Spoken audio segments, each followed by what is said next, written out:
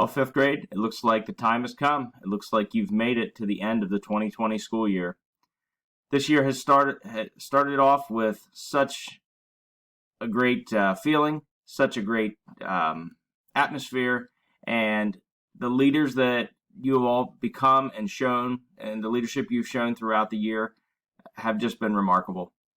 Nobody could have predicted the way that this year ended, and certainly even when we left school in March, nobody imagined that we would actually still be out of school here in June. So, with that being said, folks, you're part of history. You've never experienced, and you hopefully never will experience, anything like this ever again. Your teachers, your parents, your grandparents have never experienced anything like this.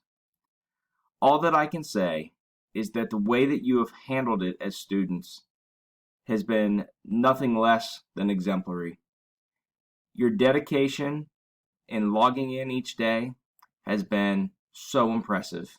As I've checked the reports in Schoology of how many kids are getting in, when I see 97% of our students logging into Schoology, and I know that almost all of our fifth graders are logging into Schoology, wow, that's so impressive. So many of you could have just said, I'm done. I'm not doing any more. We're not coming to school, so I'm done. But you didn't.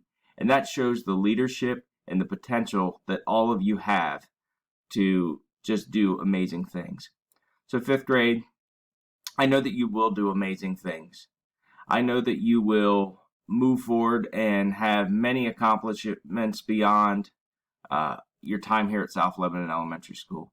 But I want to sincerely thank you for the short period of time that I've been able to be your principal over the past 2 years. I want to sincerely thank you for the people that you've become, and I want to wish you well. Thank you for a great 2020 school year, despite everything that's happened at the end. You have made this year truly memorable and amazing, and I wish you all the best. Take care, and God bless.